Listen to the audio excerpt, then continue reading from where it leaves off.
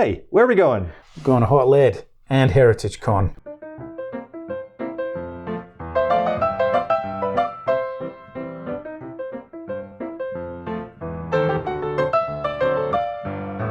Wargaming Roadtrips.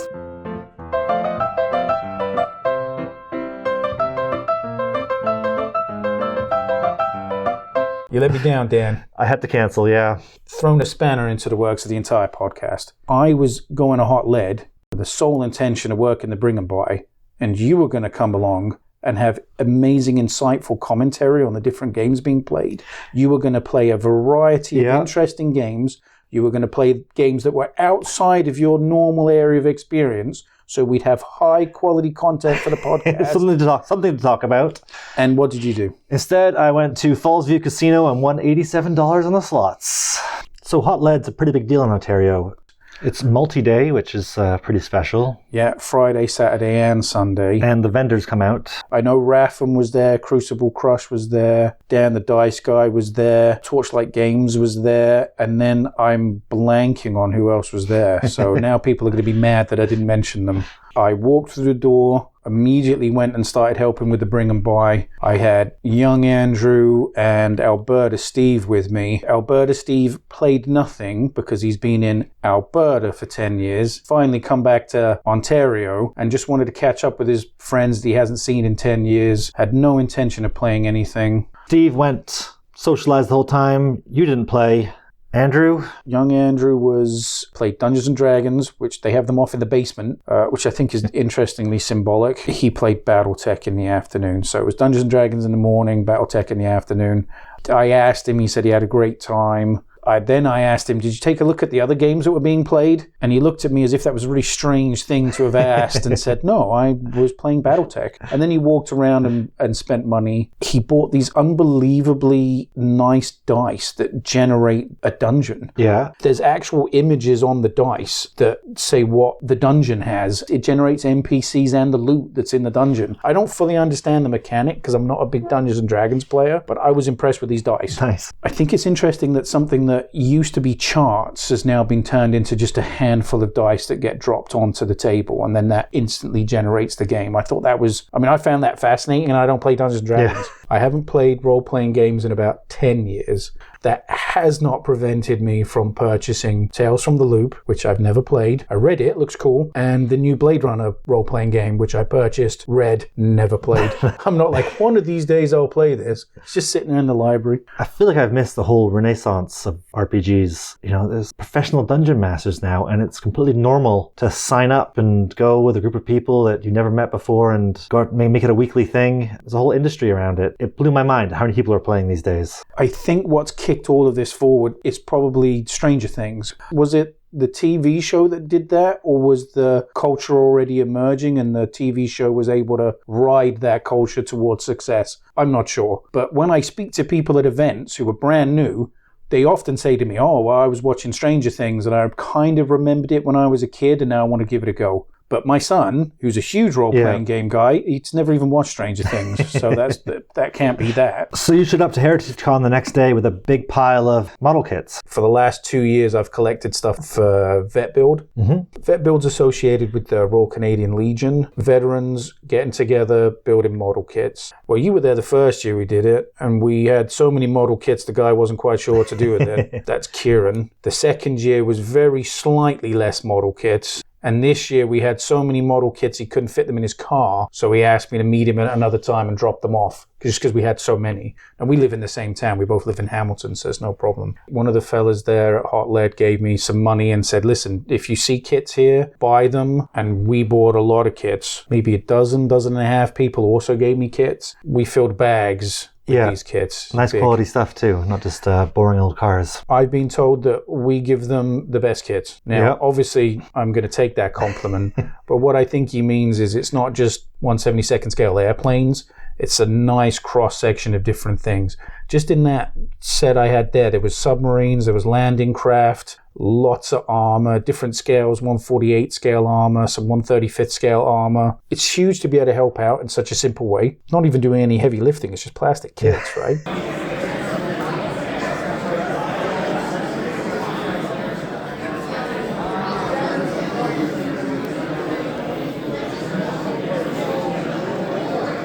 So you were volunteering at the Bring 'em By. Did you find any treasures of your own? Every time I tell people, I'm volunteering for the Bring 'em By, they're like, it's like putting a fox in charge of the hen house. I actually don't see all that much stuff that's coming in. There's about 8 of us working the Bring 'em By. So the Bring 'em By, what's the process with that? You'll have gone to the Hotlead website. Download a list, or I list the items. Am I picking the prices? Oh, entirely. Everything's you. Yeah, okay. So you decide how much your stuff is worth. You put the price tag on it. Yeah, and so it's a table to several tables with piles of bags and boxes. Piles of stuff. Under the tables. This year, one of the vendors didn't show up. So we were actually... Overflow. We were able to get some overflow tables, which we probably need every year. Percent goes to charity? 10% of whatever comes in, which is the main reason why I'm happy to throw my time at it, because it's a charitable thing. The first Hotlead I went to, I was playing. And then I noticed that I was spending more time talking to people and interrupting the flow of the game by talking to people who'd come over to talk to me than I was actually playing. And also I'm making sure young Andrew's playing the games he wants to play. Yeah. So I'm keeping an eye on him. Pete, he asked me, can you help out with the Bring 'em By because one of the other guys isn't available? In my head, I had assumed that was just going to be, can you help us cover lunches? I don't know why I assumed that because that was never said to me. The first year I helped, I was not expecting to be helping the whole day. And this year I was like, listen, I'm helping the whole day. Hang on. You went to the Bring 'em By one year at Hotlead. I did. It was a blur. I remember, though, I did find some Warhammer, Dogs of War, the bear people. It was a Bjorn and his bear. It was painted. It was a massive unit. I think it was like 20 of the Bear Guard people. This year, I didn't see any rare or older GW stuff until other people were buying it. I don't know how this happened. My radar wasn't on. And this is kind of the point I was making about how you don't see the stuff coming in. A guy comes up to me and I look at what he's got as I'm peeling the stickers off. And I'm like, this is really nice Blood Bowl stuff. It's hidden behind an avalanche of other stuff. I didn't see this. And that's kind of representative of what it's like. You don't see a lot of it. There's so much stuff on those tables. Yeah. So what did you grab? I didn't buy any books this year. That's hard for you. I'm famous for buying books. My wife is horrified by it. She's like, more books? And then she'll do the whole, when are you ever going to read them? And of course, I'm just looking at the pictures. Read them? I'm just looking at the pictures. I did pick up Bolt Action Soviet Naval Infantry. I already have some by Artisan, but Artisan's a little hard to find here. Mm-hmm. I'm not sure. Again, this is my conversation about how the heft of these figures are going to work with each other. They seem not too far off. The Bolt Action and the Artisan stuff, they look like they'll work together. These are older metal figures. The older Bolt Action figures, I mean. I was just saying how there wasn't an abundance of old Warhammer stuff, and the main thing I was happy to buy was old Warhammer stuff. It was old Imperial Army.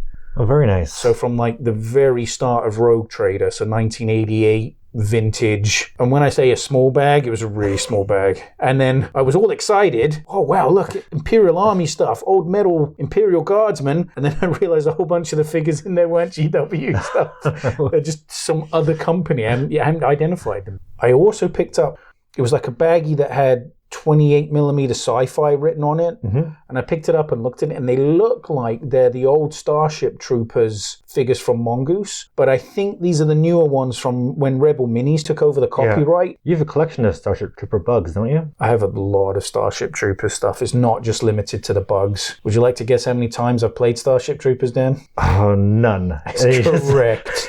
Just loading up the shelves. Just loading up the shelves. I've got a healthy amount of it, but I only ever buy it when it's cheap. I'm not chasing it, but that hasn't prevented me from accumulating a lot of it. When I was at Hotlead, was it, 3-4 years ago, maybe longer, I remember I took a drive to go get food. Did you eat at the hotel? The food in the hotel, people tell me how much they like the food in that hotel. It's never worked out for me. And I think genuinely that says more about me than it does about the hotel. But this year, the burger was so bad, it made me angry. Now, I told Steve, can you pick me up a burger, please? Now, Steve's a good guy. He realizes I picked him up from his house, drove him to this event, so he's buying me lunch. Yeah. Good guy. This burger was so bad. It's difficult to articulate just how much this burger offended me, but I didn't pay for it, so I can't be really mad at it. It was awful, and Steve forgot to bring me the extra napkins I asked him for. Day ruined. I'm not even joking. I'm still upset about it now. 24 hours have elapsed, and I'm still mad about this burger. It was so bad. Yeah. Oh, what was left at the end of the bring-in buy? What didn't get sold? This year, 10mm, it wasn't selling, and there was a lot of it on the table. I noticed that there was 6mm stuff. There was a 6mm Samurai Army that if I had seen it, I would have bought it. What on earth I would have done with an extra 6mm Army is beyond my understanding, but it was priced well. The box was heavy when I was enviously picking the tag off it. 10mm, it wasn't selling, and it was all priced extremely well. Big 10mm Napoleonic armies, big 10mm ACW armies, Franco-Prussian. There was Ancients. There was War of the Roses, which is interesting because I have a 10mm War of the Roses army that I've done nothing with. Maybe there's a conversation there about 10mm being in vogue for a while and kind of dropping back out of that. There was a guy that was selling a beautifully painted 10mm Napoleonic army. It would have been fine for getting someone really well started in the period. This was a really nice, well-rounded, well-painted, fully based army. He wanted $10 for it and it didn't sell. Heartbreaking. For me, I often don't like it when it's someone else's collection. It's a complete army. Someone's made the effort, but I want to make my own effort. I want to pull together my own collection of miniatures, make that army. I understand what you're saying, because I've done that. Where I've seen, I think it was World War II Japanese, and someone had already done the Marines. And when I say done, I mean painted them. In my head, I'm thinking, well, when I paint up the Japanese, painting styles aren't going to work together, which is ridiculous because I haven't painted up the 28mm Japanese I already have, nor have I painted up the Marines I already have. So if I'd have bought those painted Marines, my project would be half done now. And they were painted figures for less than I would pay for brand new unpainted figures. Yeah. There's definitely something to be said about that, wanting to complete the project yourself. A lot of the times I bought painted figures and I've stripped them because I've wanted them to be more mine. I don't do that now. Now if I feel like I want to kind of finish the project off, if they're painted already, I'll maybe come in and do some work on them to kind of blend them together. Rebasing them to get it all consistent. But you've seen those Russian Civil War figures I've been rebasing for forever. Huge project, but once they're all rebased the same, it will pull them all in together. I wonder if that off-scale Warlord game, Napoleonics, it's not quite 6, it's not quite 10. Oh, you're making a very good point there about... I've seen it on the table. If that's taking... And the miniatures are cheap enough in plastic. I've seen the figures, but I've never seen anyone play this epic scale game yet. They're off scale. They're like 12mm. So that could be why people are getting rid of their 10mm stuff. You make a real good point there. The 10mm stuff now doesn't scale with this plastic stuff, so offload this 10mm stuff. I wonder if it's generational too, with perhaps 10mm was the scale of a certain generation that's now having estate sales and clearing out. I don't remember even thinking about 10mm when I was really earnestly doing historical wargaming in the late 90s, early 2000s. Like when I was really getting into historical wargaming in Vancouver, so that would have been 2002. I remember being really surprised that someone even had 10mm figures. I was like, where are these from? I've never seen these before.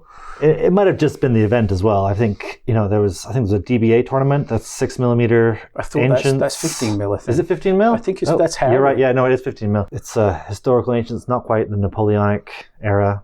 So even though you didn't play any games yourself, did you see anything on the tables that looked interesting? Beautiful looking games, but because I'm busy, I can't sit there and say, what's this? What's going on? Yeah. Who's playing this? I feel that the quality and the presentation of the games has gone up. People have had a couple of years of COVID time to get things painted up. I feel like that helped. That did help, but I think the quality of games was already improving prior to the lockdown and all that additional spare time that people other than me seem to have had. Some of the technology in the paints even has come a long way with slap chop and those magic paints that autofill. If you just follow the guides, and there's an abundance of guides, painting has got much easier. Tools are better. The paints compared to the enamels we used to use, these acrylic paints are unbelievable. Yeah. The washes are amazing. I know people like to hate the contrast paints from GW. I think those are amazing. I think they've really changed the hobby for a lot of people. I don't use them as much as a lot of other people I know use them, because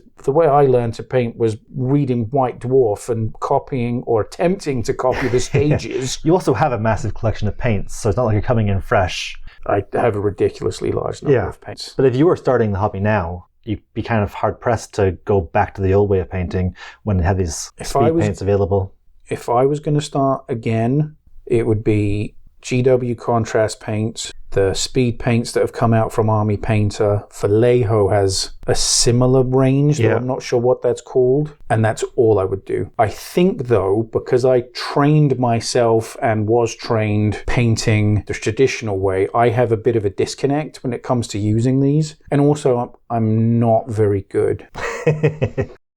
Right, so even though we were talking about Hotlead, we are here at the Warplane Heritage Museum at Heritagecon. So what brings you to Heritagecon with your hangover, Dan? I am hanging today. It's a struggle. It wasn't just that you abandoned me. I was jilted by you. It broke your heart. How much actual notice did you give me that you were cancelling? I feel like I gave you more notice than you remember, but I've clearly struck a nerve. Well, I'm measuring it in hours, and you seem to be suggesting there was days of notice involved. I didn't even realize you arranged driving there together. What's the podcast called? It's Wargaming Roadtrips. That implies that we're going to drive there. Yeah. That's the implication. Not only does it imply that we're going to drive there, it implies that you're going to attend. Yeah. Well, we're here now in the parking lot at a convention. It's not gaming, though. It's scale models. It's a huge scale modeling event. Last year they had so many people come, they actually had to shut it down because the fire marshal said there's too many people in this museum. Yeah, I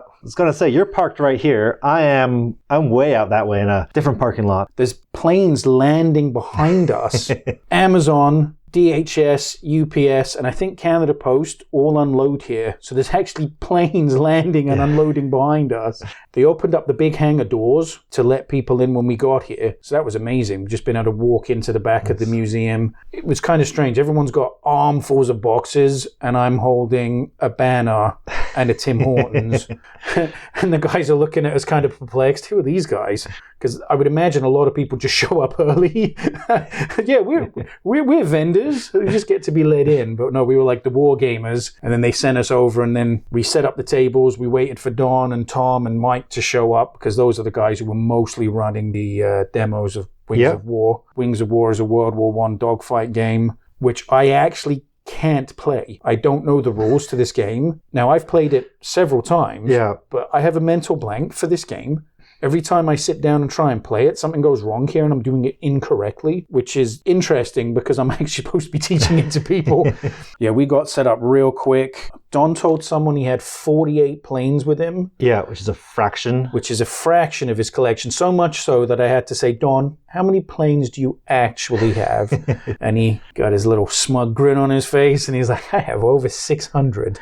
Are those all the... They come pre-painted, right? They come pre-painted. They're 1/100 scale, I think. I don't think they're 1/144th. I think they're 1/100 scale. Someone's going to message me and tell me I'm wrong. I can see it. So the table looks great. It's right by the entrance, right near where everyone's mulling around for the, the auction? It's the raffle. Raffle, that's what it is. We initially set up somewhere else, and then they moved us because we were actually blocking somewhere that people needed to walk through. And we're nestled in here in the wing of a plane. There's a plane right behind us making like an L shape. So I showed up late. Did you show up late? Yes, well, I got here right before lunch. Isn't that the time you said you were going to be? Yes, I showed up late for when the doors have opened. Well, you showed up late for Hotlead, as in you didn't show up. Still don't have to go with that.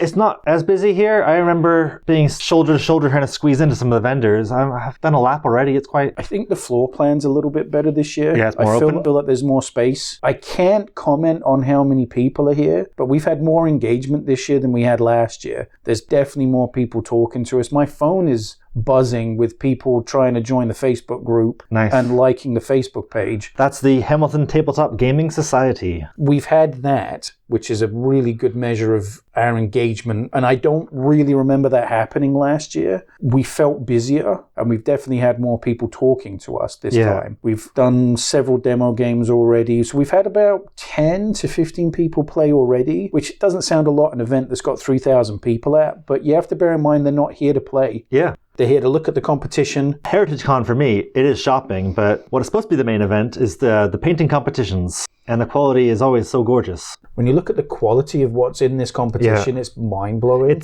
It's not inspiring. It's almost too good, because you look at it and you go, man, I can't do that. Mine will never end up looking like that. I have the same problem, but I have to make myself understand that this is a competition. Yeah. I've never entered a painting competition. I know I'm not at that level, so I kind of accept that. Last year, I was helping out with the judging. Mm-hmm. And that's really interesting when you can actually get in there and pick these things up and look at them. This stuff is mind-blowingly good. I was looking at Leopard tanks, and they're on the same table. Now, it's a long table. Yeah. They're on the same table with UFOs and aliens and lots of GW stuff here. It always surprises me, but it's lovely to see.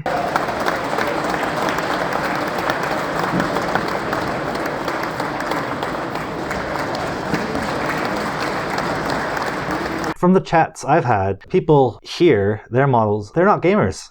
Some of them don't even know that these models can be played in a tabletop war game. Kind of the perfect place to roll out our gaming club banner and get a demo table on the go that people can check out. 5 years ago, we were here doing a World War II game in 1/72nd scale, and a fella came up to us and was astounded that games existed for this. He was like, are you guys going to play a game? Oh yeah, we're doing 1/72nd scale. These are metal figures, but the vehicles are 1/72nd scale. The guy we were talking to, it never occurred to him that there was the capability to use these in a game. So last year, I think we both had quite a bit of gaming stuff we found on the vendors' tables. Haven't found much so far today. Last year, there was a guy selling a whole bunch of Flames of War stuff, and I tried to get you and Detective Dan to buy it all with me, and I don't quite understand why you were so resistant to spending $1,500 on a giant collection of Flames of War stuff, essentially sight unseen, because it was just in a giant box. I was convinced it was worth more than $1,500. I don't understand your reticence here. It's not a scale I play in.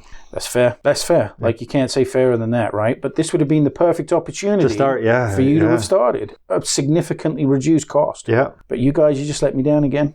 So that's the theme of today's podcast. That seems to be what these vendors do, is buy large collections throughout the year, bring them here and offload them. One big difference is that everything here is in-box new, because scale modelers don't want someone else's built scale model. Is that entirely true? Because I remember last year somebody bought something, and when he opened it, it wasn't all in there. Was that you, Dan? That was me. Are you talking about the 1/72nd scale? What was it? Was it Waterloo? It was Waterloo, yeah. La Haye-Saint? It was a few empty boxes, but the box art was lovely, and this looks great on my shelf. I remember you coming over triumphantly, being like, look what I bought for pennies. And then you opened it up and it was like, half of it isn't in here, buddy. I was actually surprised to see that, because you're correct. It's very unusual to have something here that's not complete. Yeah. I've spent way more here already than I spent at Hotlead. And I've bought a ton of books. Yeah. You also bought a ton of books. Oh, yes. Before I even said hello to you, I went straight into a book Which I noticed, by the way. Yeah. I spent maybe 10 minutes browsing through this vendor's collection, picked out the books I got, and as I went to pay for them, he said, lucky you, it's 12:01, prices are now half price. Great timing, but it also meant now I had to go back and look again to see what I didn't buy, because it was $2. Well, hey, now it's $1. I'm not going to resist. The person you bought the stuff off, I also bought stuff from, but I spent $2. $2 on an Osprey book. You can't resist. I have an app, because I can't remember how many Osprey books. Well, I know how many I have, but I can't remember which Osprey books I have. So I had to check on my app just to make sure I wasn't buying the same ones twice. I almost did. But yeah, I bought a significant number of Osprey books from that person for $2. And then around the corner was another guy selling books. And I initially was like, I don't think I want to spend $5 on these books, because I just bought some for $2. And then I saw that it was buy two, get one free. And I'm like, wait a minute. So now they're $3.33 each. I can do that. Yeah, that's suddenly a huge difference in my mind. And I bought way too many books from that guy too. Vehicle guides? Yeah. So it's vehicle guides, uniform guides, $3.33. Can't resist. Can't go wrong. It would actually be rude of me to not buy them after spending time looking at them. Yeah. I think that was what was being implied when the guy was talking to me. He was being very friendly. He was just making sure that I bought something after going through all these books and pulling them out. You got a big pile here of stuff for your daughters? My oldest daughter, she really loves frogs. And the guy had one of those old... I've seen them before, and it's never even occurred to me why anyone would buy one of these. It's a bullfrog, and it's the anatomy of a bullfrog, and you assemble it, the bones, the organs, and then it goes into a big life-size transparent bullfrog. I have no practical purpose for this, but in my head, because my daughter likes bullfrogs, we can assemble this bullfrog, probably not with its bones and its organs, and put a light in it, and now she can have a big light-up green bullfrog. Oh, very cool. Any excuse to buy a model kit. We actually bought the 4-year-old one of those for Christmas. Oh, you did? Yeah. Oh, there we go. Well, my daughter's not 4, she's 12. Another fella had Nausicaa and the Valley of the Wind. Mm-hmm. My youngest really likes this YouTuber. It's Bill making stuff. Yeah. And in one of his episodes, he had a giant insect creature. Okay. And the exact model kit from that episode of Bill making stuff was just sitting there on the she's gonna love it. So I was able to grab. I paid a little bit more for it than I would usually, but I looked them up and you just couldn't buy them. Yeah. It wasn't that the price was too much, or if I'd have bought it online, I would have saved money. There was no option to buy this thing. Another guy had maybe 10 different Pokemon. These are the Bandai SnapFit ones. Bandai SnapFit They are amazing. ones. They're $15. I don't know how much she was selling them for, but I've been buying them for like $15 from shops. It keeps the kids busy for an hour and a half. Cool little models. They can build on their own. I was able to pick the ones that I know they don't already have, because my daughter has put some of these together already. I was able to grab 4, and they're only $10 each. And then they gave me a deal because I bought several of them, which I thought was funny because I remember thinking these are going to be gone within 20 minutes of me buying these. So should I buy all of them, or should I let other people have a chance? And for some reason, I let other people have a chance. I should have bought all of them because that would have been like $50, $60 minimum saving from buying them at the store. You also have a diesel tugboat that I've been admiring, and then I don't know why, but I bought one as well. This is the Lindbergh one. It's an odd scale. What's the scale? 187. Because none of the other ones in the collection are really hard to find. They're hard to find. And they're all weird scales too. I couldn't resist buying one for myself. First of all, I've never seen one of these for sale before. Mm-hmm. And I go to a lot of events like this. I have a 15mm canal boat, which I'm never going to use in a game. I was at a model railway show. A guy was selling a HO scale canal boat. Well, I would love a canal boat. When am I going to build a canal system? I'm never going to build a canal system. But I bought not 15mm, it's HO scale, but I'm going to use it in a 15mm game. I see this tugboat. It's not even waterline. I'm going to have to cut this if I want to use it for a game. And I ended up buying it, and it wasn't even particularly cheap. It was $30. Oh, and what did you say? You admired my tugboat. I was admiring your tugboat. I liked having my tugboat admired, especially by you, Dan. I'm thinking, man, I maybe spent a little bit too much money on this. I'm not going to use it. We go 2 stores over. Another guy has the HO scale. Oh, no, it's not even HO scale. It's a weird off scale. It's 187th scale. Yeah. 187th scale tugboat for $10 less than one I just bought. Yeah. And you bought it right in front of me, didn't you? I did. We'll have to pin them up and have dueling tugboats. What on earth are we going to do with these tugboats? I don't know. I do have a lot of, I don't know what scale they are. They're close to 1/72nd scale Star Wars toys, and I have a lot of 1/72nd scale sailors, of all things, that the kids play with. So could be a toy. I don't know. But nice to get it on the table somehow, though. The Star Wars figures, those the are micro the machines? ones, yeah. Where did you get those? We got those together, didn't we? At Geneseo, New York. Oh, War Games Among the Warplanes, in another museum. Yeah. I remember that. I was going to buy them, and then you made weird doe eyes at me and were like, but my children love to play things and you have so much. I thought I got in there with my elbows and knocked you out of the way, but it's interesting how me being tough and fighting my way is somehow perceived by you as me being cute. I'm conflating two things. The same guy that was selling those micro machines was also selling that big box of random stuff that had all that War Master stuff in it. And then you made doe eyes at me and were like, but I don't have any War Master stuff. I very fairly gave up the joy that I would have had going through this box of stuff so you could have some War Master stuff. Which I appreciate. And then you let me have all the leftovers. Which was, what, 40k Assassin? And It was a nice little treasures in there. It was a 40k Assassin, and I think a hassle-free Hellboy was in there. Yeah. That was a really interesting box of random stuff. We love the random stuff. Which I love the random stuff. We only ever seem to find these boxes of awesome random stuff in the States. Yeah. Canadians are much more discerning, it seems. I don't know if it's a discerning thing. I never find lots like this in Canada. It could also be volume. Is there so many more? I've had people say to me, well, the reason why you find stuff like this in the States is because there's so many more gamers down there. Yeah. There's no way there's more gamers per capita in the States than there is where we are in Ontario. Yeah. It's just not possible. But is there more gamers per event? The events are certainly larger. Obviously, not all of them are larger. Yeah. I think the US mail system with the priority boxes that are like $7 for as much as you could fit in, that changes the market, the used market in the US so much because we can't ship across the country. No. It costs $30 to ship what would cost $6 in the US. Wasn't it in one of those priority boxes? It was, yeah. Free from the post office in America. I remember you explaining to me what this box was. Why don't we have that?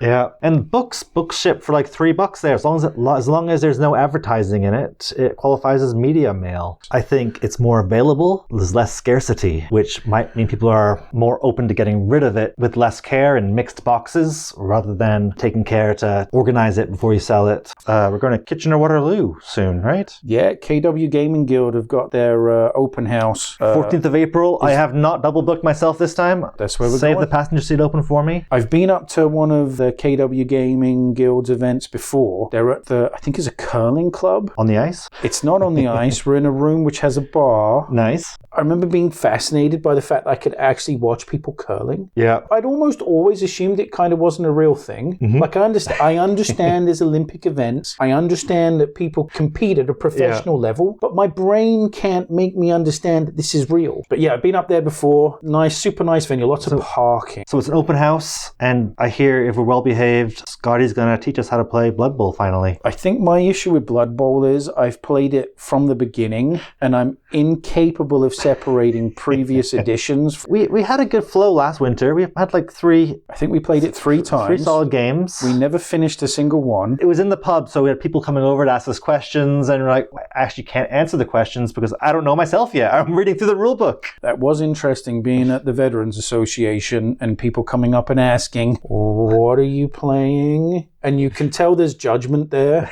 but they haven't quite decided what level of judgment needs to be applied. Yeah. It's interesting how we have opposite perceptions of the exact same event. Because I see people walk up going, whoa, that's really cool. Tell me about it. There was derision there, not enthusiasm. To be fair, though, even some gamers look at Blood Bowl with judgment. I remember buying the very first edition of Blood Bowl when it was paper standees for the team, and it was a jigsaw puzzle of a board that you put together. No custom dice, which the custom dice are amazing. Mm-hmm. And I remember thinking they were amazing in the mid-90s when the new edition came out and you had just blocking dice. Changed gaming for me. Yeah. The mechanics in Blood Bowl are amazing. And it's one of these games where I have so much for it and literally never play it. For me, it's the figures. I love how quirky and silly the teams are. I love how also it's a box set, $40, maybe more than $40 these days, but a little box set, and you can paint, then you can play, and that's all you need, really. Yeah, it's fun. Now, how many teams have you painted now? None. Yeah, I haven't painted any of my teams. None. Now, that's not true. I have painted Blood Bowl teams in the past, but I no longer have any of those teams. All the teams I have now I've got from other places, though you do have that nice painted I have that lovely 2nd edition Chaos team that I won from the Kitchener-Waterloo Gamers Guild raffle. Yeah, Battle for Breath, which is their cystic fibrosis charity event, which is in November this year, I think. I didn't even realize it was scheduled. Perfect. So I might be wrong, but this would be good. If Scotty Milne, the organizer of the event, can teach us how to actually play, Then we have no excuse. We're playing in November. Then we should be playing in November. Those new release gnomes, Those are amazing. they are amazing. I didn't realize that gnomes were within the realm of Warhammer Fantasy. It must be 3rd edition Warhammer Fantasy Battle because they're in the Warhammer Armies book. Yeah. But I don't think they ever made figures for them. Though I have a memory of Games Workshop selling gnomes, but I think it was from a different company. I've seen a lot of people turn night goblins into gnomes. Gnomes are also in Warhammer Fantasy Roleplay because when I used to play Warhammer Fantasy Roleplay, we caught a gnome. Nice. And that was part of one of the scenarios. He was masquerading as a halfling. How many years ago was that? More than 30 years ago. Maybe we should start playing RPGs. I love it. Little memories like that pop up.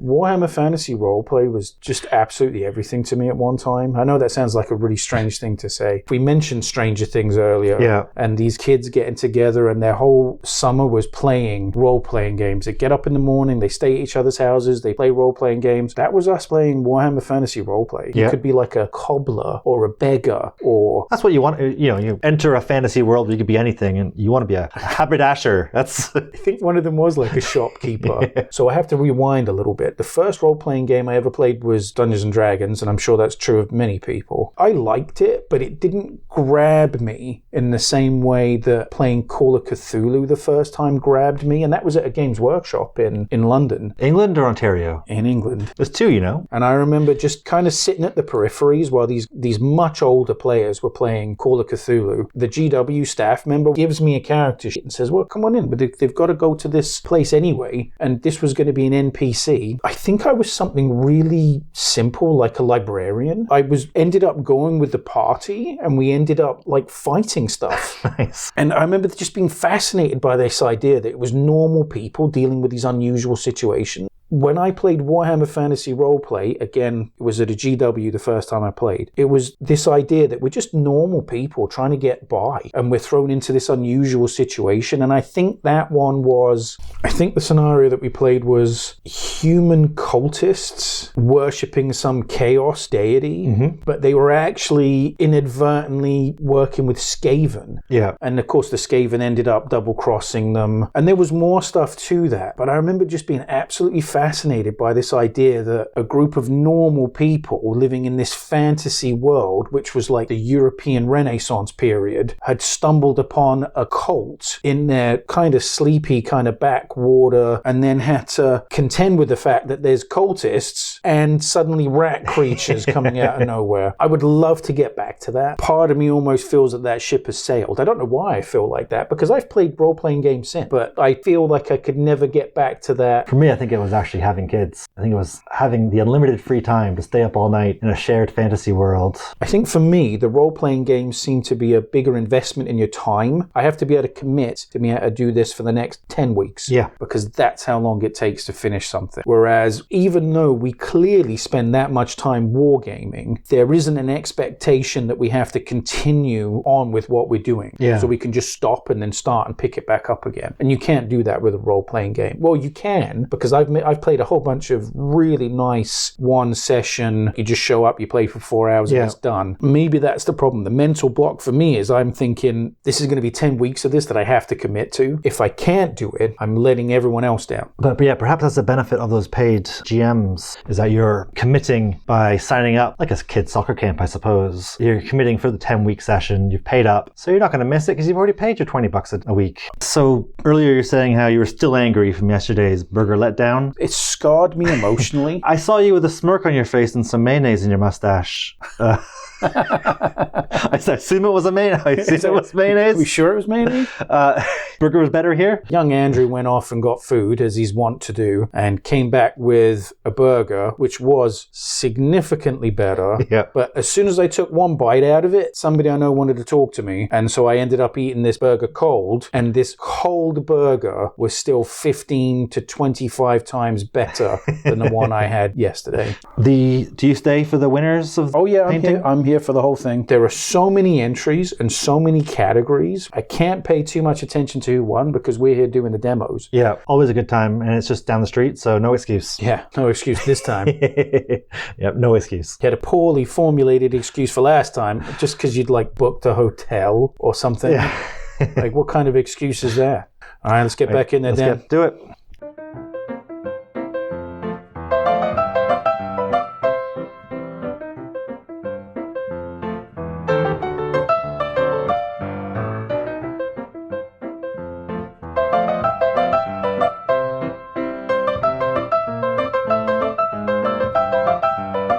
All right.